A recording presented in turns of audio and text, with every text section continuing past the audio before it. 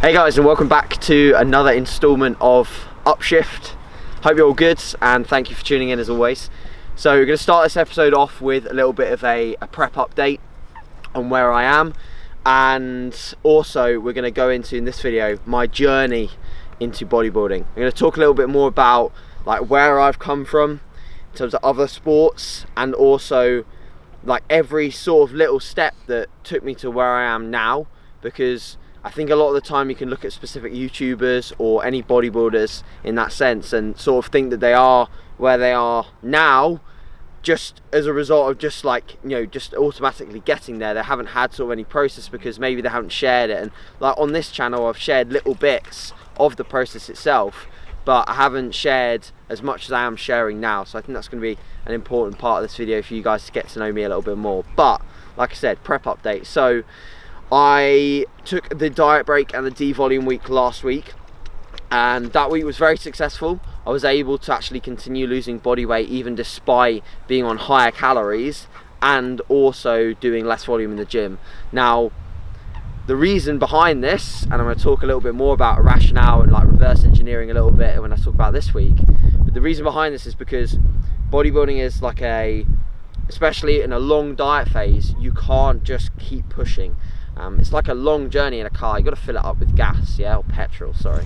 So I had to fill up a little bit in terms of removing some diet fatigue, but also removing some training fatigue. So I did both at the same time, and I feel like this was perfect timing for me to do this because I'd reached 23 weeks. The last week was my 24th week of dieting, so I was definitely starting to feel some of the side effects, like I mentioned in the JP video, how I was feeling a little bit more draggy, a little bit more tired. So it was almost a case of I was either going to do it now, 7 weeks out, and it's 6 weeks out this weekend, so I was either going to do it then, sort of 7-8 weeks out, or I was pretty much not going to be able to fit in a diet break, because if I'd have done it later, it would have probably merged with my peak week or merged with just something later on, which was going to have a little bit more importance than just removing a little bit of fatigue.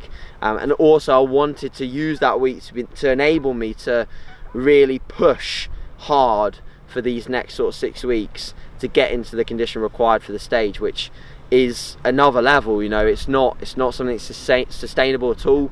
It's something that is only for one day or a couple of shows, or you know, maximum a couple of months of a competition season. So I need to have all of my battery level or all of my fuel tank as full as possible to be able to get to that level of conditioning. So took away some fatigue, both diet and training fatigue, and it was a great week. And I probably looked my best by the end of the week when the glycogen that had come up at the start of the week had sort of brought my body weight up a little bit, and then my body weight started to come back down as the fluid from the fatigue reduction came off, and I looked my best like right at the end, and me and Cuba both agreed about that. Since then I came off the diet break and came off the devolume, and I did stay on my diet break macros for a couple of days, but my body weight was really starting to stall, so I made the adjustment back down to my previous diet macros, which is just 100 carb and 10 fat less. But my body weight has still continued to stall. And the reason why I think this week has been a little bit more of a frustrating week purely on the scale is because I came off the devolume week and went back to normal volume, and obviously that essentially doubled my workload in the gym. And I said to Gaz, I said to Cuba how I've been feeling pretty like inflamed and pretty tired, especially in the lower body, like draggier legs and just sore and just like a dull ache. So I think that's down to, well, I know it's down to, and when you reverse engineer and you think a little bit more, you understand why things are happening. It's just down to obviously going from very low volume, 1 set per exercise, back up to normal, which is essentially doubling our workload. So I've been feeling a little bit inflamed, a little bit sore from that, which is understandable. But as a result, I'm aware now the rationale as to why my weight really hasn't dropped that much this week. So it makes a little bit more sense. And plus, when I look at the check-ins and when I even like feel certain areas of my physique, like feeling my hamstrings, feeling my glutes, you know, everyone who's done a prep will know that you sort of do your own like caliper tests with your hands on certain body parts. And I can do that now, and I can feel like I'm definitely leaner, but it's just not showing on the scales yet, which is not a problem, because at the end of the day, when you step on stage, when you like hit that first pose or whatever and you line up, do they ask you like what your scale weight was, you know, when they start judging you? No, they don't. You know, the judging process doesn't include scale weight. It includes how you look muscularity wise, condition wise, symmetry, balance, posing, presentation, you know, all of these things. That's what you are there for. You're not there for a number, you're not there for a scale weight. So when you focus so heavily on just one thing, i.e. scale weight in a prep, it's definitely not something that I would advise that you do, because I've done it before and it just ends up with your physique looking trash. So go by the visuals. Obviously be aware of the scale weight. At some point definitely will have to drop for you to elicit fat loss. You can't just stay the same weight and imagine that you're getting leaner, because the scale will have to move. But yeah, so for now we're obviously not really going to make any changes because there isn't any need to, because I am getting visually leaner, and we're just going to wait for the fatigue and the inflammation from the rise in training volume to sort of drop off again as my body adapts, because the adaptation process to training is pretty swift, especially when you've been performing that volume previously. So wait for that adaptation to happen, then we'll crack on with some more fat loss. So next week will probably be pretty productive, I imagine. So follow me on a little bit of this day, guys. We got Paul later today, so you're going to take you through the session just a little bit as a bit of an edit. We're not going to be talking in the session, and then the next video you can expect the final legs explained. So we've done push, we've done pull, with how to get a thick back in the last one, and we're going to do legs as well. So that will be coming next week. And now I've got a very wet dog. Brilliant. So enjoy, guys, and thanks for watching as always.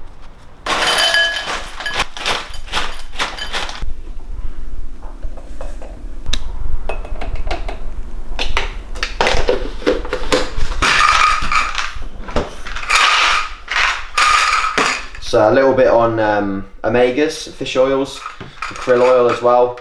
So I always recommend going with a sort of higher quality brand. So Jarrow is something that I recommend to all of my clients, and to be honest, any of you guys, if you've got the financial ability to sort of afford a little bit more of an expensive fish oil and krill oil, the quality and the EPA, DHA in these are higher than most other brands. So if you check EPA, DHA on this, and then you check it to something like, I hate to name names, but like bulk powders, for example, which a lot of people get their basics from, you will see a pretty drastic difference. So until JP comes out with an omega or a krill, I will be using these two products.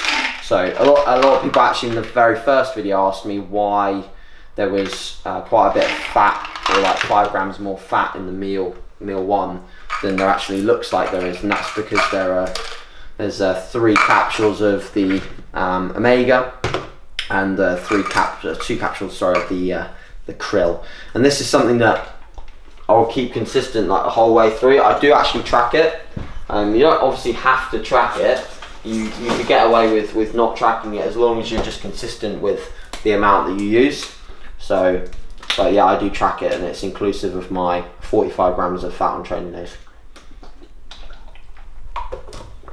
Alright, so a special treat for today's episode in the kitchen with AJ is going to be, we're going to weigh the amount of almond milk that I actually have with this. So this is for reference, because everyone's like, oh, I've made it too watery, or I've made it too powdery. So I'll weigh the amount of almond milk that I have, so I can give you accurate guidance as to how to make this magical sludge creation. So I'm on the B-Tech almond milk at the moment, I'm afraid. I usually use the, what is it, Almond Breeze or Alpro, but yeah, proper B-Tech here. But still tastes alright, to be fair. It's not, I don't see any difference. Right, let's find my selected spoon.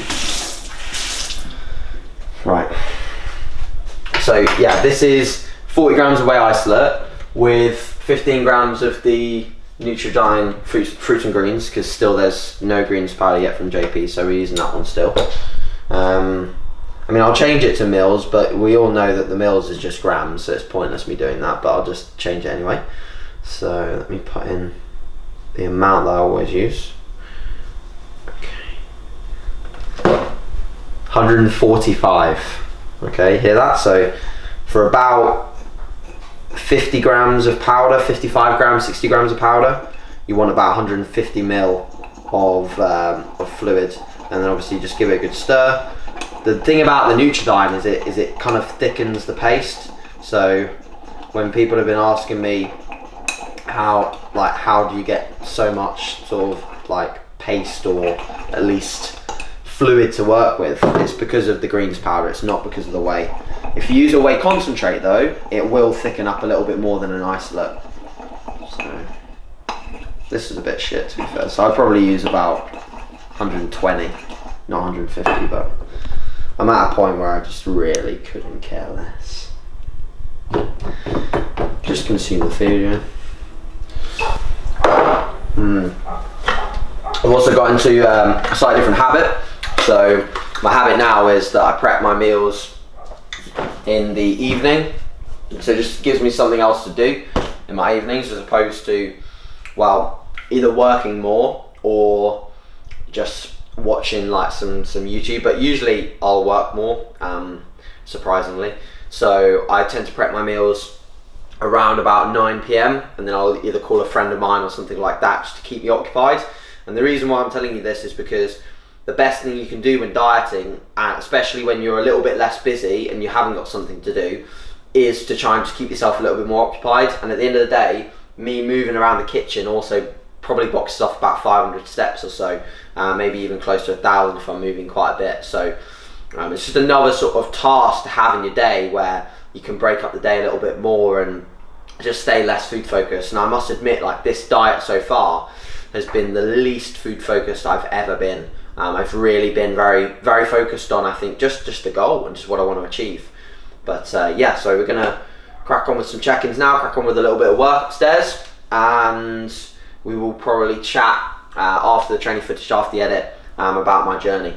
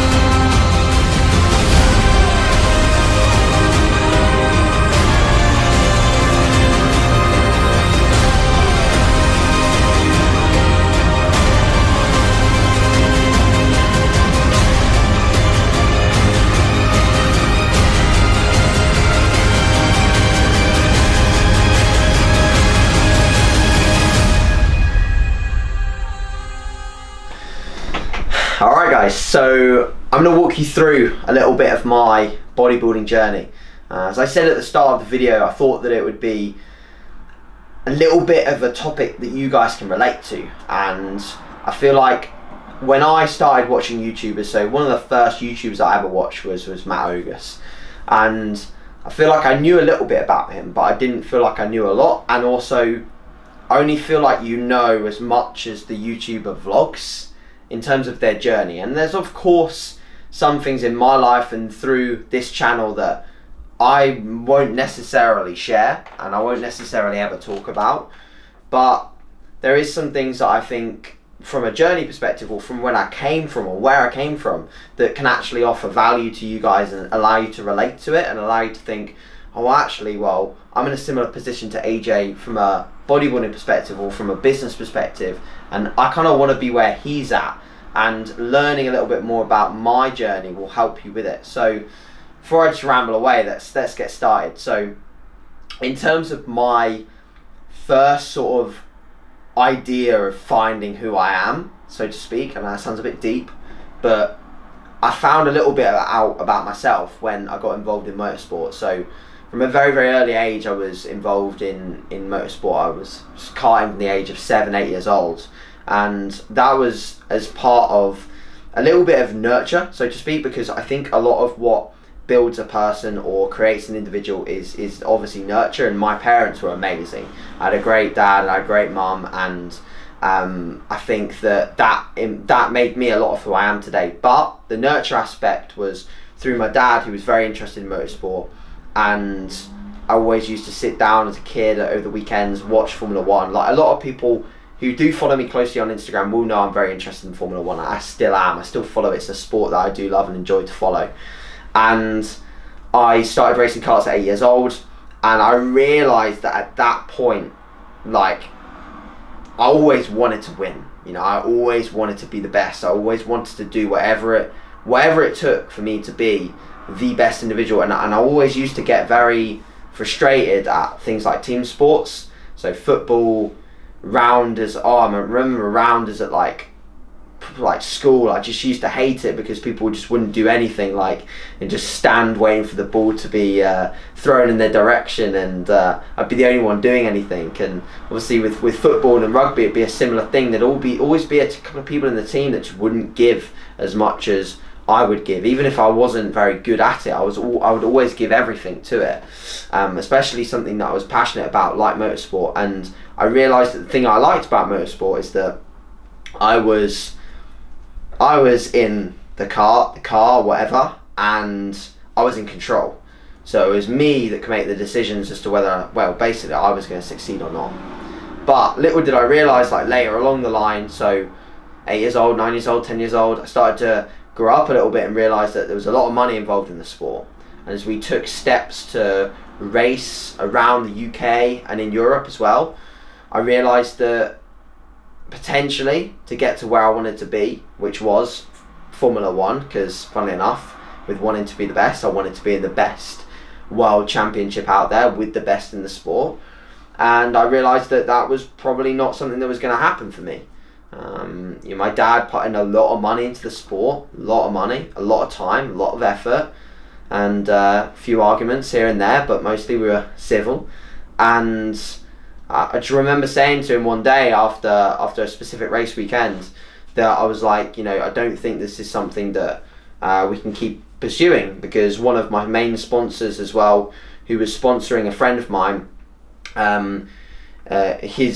it was his son, and his son was making big progressions, and you can look him up now. It's a guy called Jake Hughes, and he's in F3 at the moment, so he's very close to sort of the stepping stones to F1. And I was a little bit comparable to Jake, so if I had a little bit more backing, a little bit more support, maybe I would have made it. And I think one of the things that I think people will ask or question about this is whether I prefer to be in F1 or whether I prefer to be in some form of motorsport professionally than I am now. And I think the answer is no. The reason why is because I would not have what I have now if I was an athlete. If I was purely a professional athlete, if I was purely someone who's racing in F2, F3, or even F1, like, I would have maybe things like merchandise or YouTube channel or something. I know I'd have something for me, but for me right now, everything I do, everything I've done since I stopped motorsport in 2012, 2013, has been for me. Everything's been on me, like building, and this might sound cocky, but it's not cocky because it's true. Like, everything I have built to this moment has been built by me. And I think some of the things that you need to be aware of when you come into bodybuilding, in the business element of bodybuilding or the competitive element of bodybuilding, everything is on you. All right, so you make the decision as to whether you're going to progress as much as you want to progress. And through my journey, through 2014, understanding that bodybuilding was the thing that I wanted to do, and I'll talk more about the shows in a minute in my journey there. But from the moment I knew that I wanted to do this in 2014, I made everything about, like, for me, I made every step as efficient as I possibly could to get towards my goals. And that involved a lot of friction, a lot of heat from people that were either my friends in motorsport or my friends from school or college. And I think it only took me about a year or 2 years to start confusing people.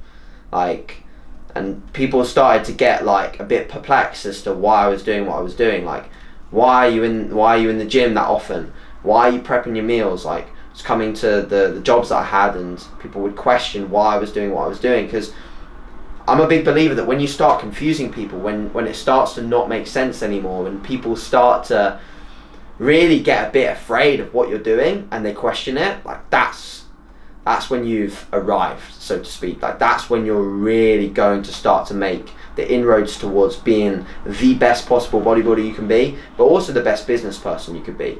Like, how do you think the best people who have like built their businesses have built them? And it's built by a ridiculous amount of work, a ridiculous amount of hours, and a ridiculous amount of dedication. And all of those things, notice how I use the word ridiculous. Like, a lot of people that don't ever do those kind of things will not understand why you're doing them. And I think one of the best examples in bodybuilding, and he'll probably smirk a little bit when I say this, and he'll probably get a bit of an ego boost, which I don't mind, is a guy called Jack Thorburn. And you all probably will know him, but how often have you looked at his stories? And yeah, he shares every bit of his day, and not all bodybuilders do that. So there's a lot of bodybuilders out there like Jack. He's just very special in the sense that he shares it all. How often do you look at his stories and go like, what the fuck is this dude? Like, how often do you think, why the hell is he doing this? Why is he up at 4 a.m. eating green beans and beef? Or why is he up every morning at the same time doing his cardio? Like, if you're asking that question, and I don't ask it, I know he's insane, and I look at it and I nod my head and I think, I know how good he's going to be. Because that level of dedication, that level of confusion for other people is exactly why he is who he is, and why he's going to be, when he steps back on stage again, drastically improved and a very, very good bodybuilder. And then you'll start to understand, if you follow his journey, you'll know at the end why he's like that, and it will all make sense to you at that point. So that little bit of information there for you to understand what I've done since 2014, and I must admit, it's been equal efforts. There's been equal efforts that have gone into my bodybuilding, like personally in terms of competitive, as well as there's been equal effort towards my business. Like, my business has been such a huge focus of mine, and something that has confused a lot of people. Like, I remember when I've stayed with grandparents and stuff, they just don't understand why I'm on my laptop so much, or I'll stay with some people's family or something and they just don't understand why I'm doing what I'm doing.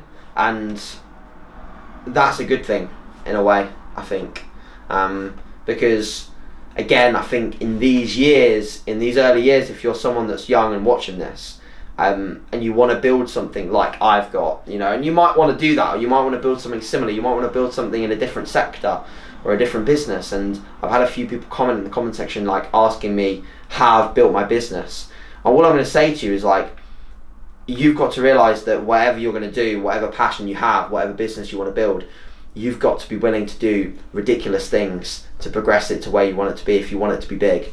And that just doesn't involve just the hours. It involves, like, the days where you don't really want to do it, but you've got to push through, and the days where other people would back out and you're gonna dig in. I'm probably, like, the most proud of my journey, the journey of my business, and the journey of building what I have now, in terms of the little, very, very little empire that I have, which is obviously, my goal is to make it insanely big. I'm not gonna lie, and I think through these videos, which I've said already, but I'll say it again, I'm not going to stop doing these videos. They're going to be every week for a long, long time. So Gaz, better be prepared.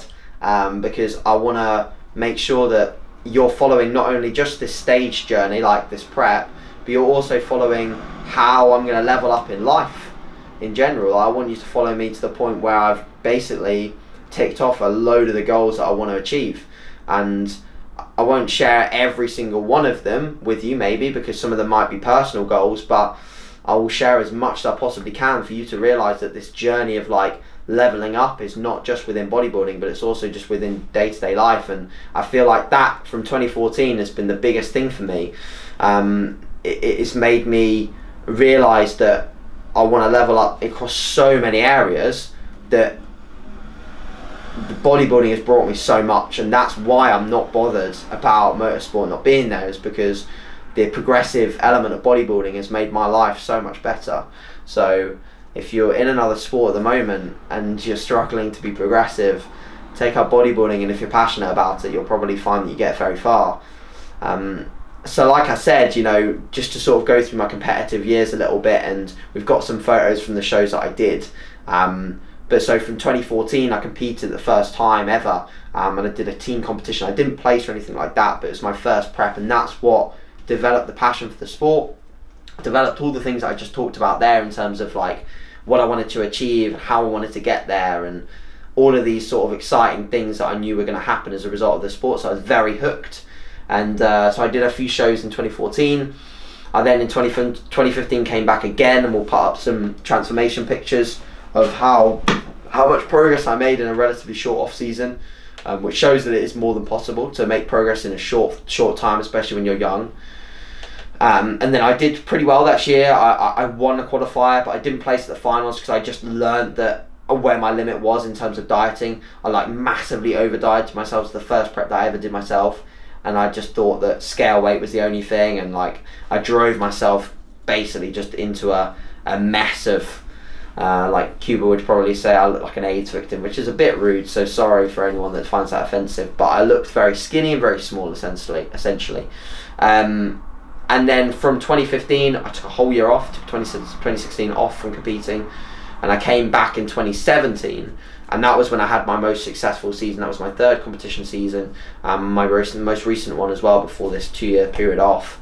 And yeah, it was a little bit of a whirlwind because I won pretty much everything I did. I only came second once, and I won everything else. So I won 2 junior qualifiers, I won a junior British final, I won a junior world championship, and I came second at the BNBF British finals to a guy called Tafaro Emoji, and he is probably one of the most genetically elite people I've seen, alongside a very hard-working individual. So I was more than sort of like content to lose to that guy, because I think that he will be one of the best pros of the future, to be honest. So Tafara, if you watch this, maybe one day I'll beat you.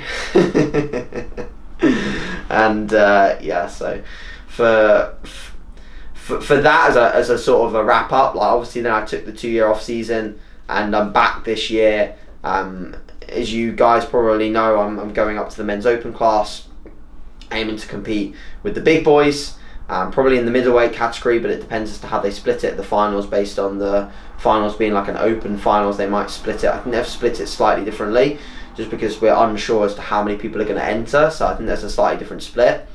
But regardless, the goal, whether it be now or whether it be in 5 years time or 2 years time, is always going to be to turn pro and then win a pro world championship.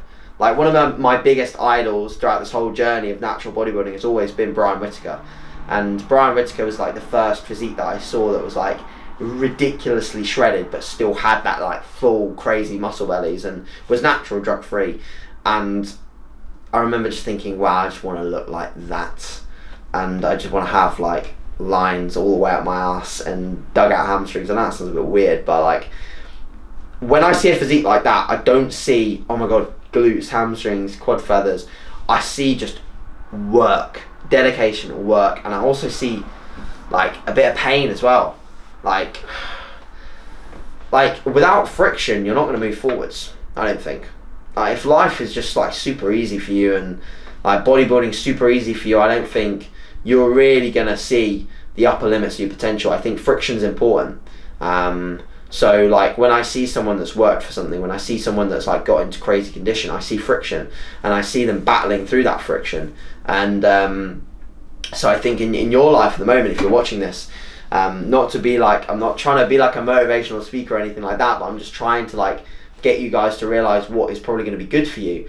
If you haven't got friction, if you haven't got something that's like making you get up and think, this is quite difficult, then try and find something that's gonna, hopefully it'll be bodybuilding, and it will be maybe throwing yourself into a business, it will be throwing yourself into a new product or a new, and this applies to anyone, however successful you are. I'm always finding things that will challenge me more, so I'm doing more YouTube content to challenge me more. I'm doing it on days where I'm going to feel tired. I'm going to do videos very close to my show in straight succession to offer value to you guys, but also to challenge myself. I'm doing the clothing to challenge myself, you know. So create challenge, create friction, and like I think that's going to help you. As long as it's like ultimately going to be positive friction at some point. So I hope this video's, or this section of the video, has been helpful for you guys. Wherever you are at right now, in bodybuilding, in business, in life, whatever, if you feel like there's something you want advice on or you want a little bit of help with, please use the comment section below, and you know, I block out a huge amount of time to be able to go through those, and I will go through each and every comment and I will help you out if I can.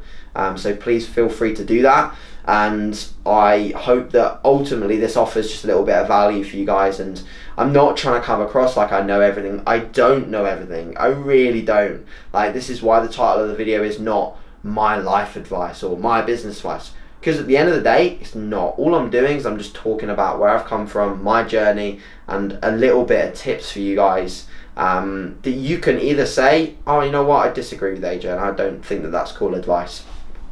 No problems. Or you can say, wow, I really like that advice, I'm going to take it on board, I'm going to use it. And if you do, thank you. Appreciate you watching. Please like, comment, subscribe, be a part of the channel if you're not already. We're almost at 10k. I may do some form of giveaway at the 10k mark. Probably going to be involving these, so keep an eye out for that. And we will speak very soon in the next episode. Thanks for watching, guys.